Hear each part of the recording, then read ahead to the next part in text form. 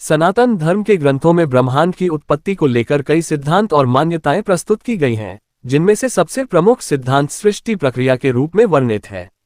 वेद, उपनिषद, पुराण और भगवद गीता जैसे ग्रंथों में अलग अलग तरीके से ब्रह्मांड की उत्पत्ति का विवरण मिलता है।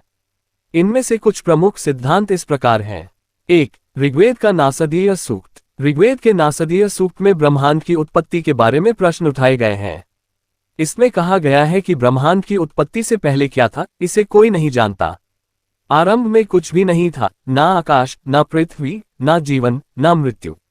एकमात्र एक तत् परम शक्ति था जो सृजन का कारण बना। फिर इच्छा रूप में सृष्टि का आरंभ हुआ और उसके बाद ही क्रमबद्ध रूप से सृष्टि का विस्तार हुआ।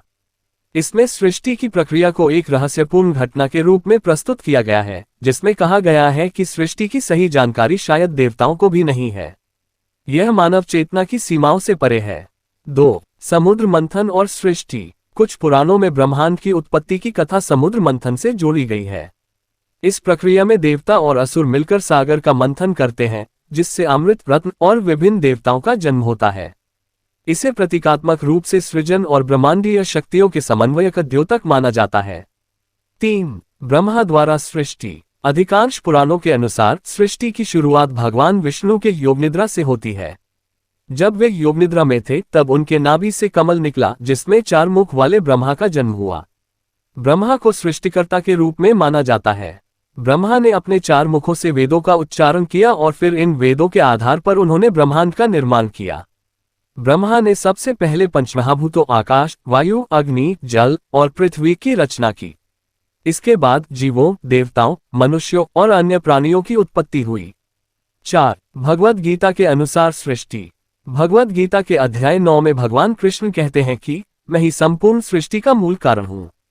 उनके अनुसार सृष्टि का निर्माण उनके संकल्प से होता है और कालांतर में वह पुनः उनके अंदर विलीन हो जाती है। यहाँ पर सृष्टि की एक अनंत चक्रीय प्रक्रिया का वर्णन मिलता है, जिसे सृष्टि, स्थिति और प्रलय कहा जाता है। 5. उपनिषदों में सृष्टि का विवरण।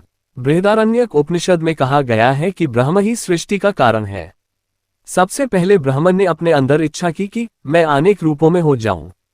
इस इच्छा से उसने ब्रह्मांड की रचना की। इस सिद्धांत के अनुसार ब्रह्मांड का प्रत्येक अंश उसी ब्रह्म का हिस्सा है। ये दृष्टिकोण ब्रह्म और जीव के अद्वैत सिद्धांत को उजागर करता है। 6. सांख्य दर्शन। सांख्य दर्शन के अनुसार सृष्टि की उत्पत्ति प्रकृति और पुरुष के संयोग से होती है। प्रकृति की 3 गुणों के असंतुलन के कारण ये सृष्टि आरंभ होती है। प्रकृति और पुरुष के बीच की यह क्रिया अनादि और अनंत है। 7. लय और प्रलय। सनातन धर्म में सृष्टि और प्रलय को चक्रीय प्रक्रिया के रूप में देखा जाता है।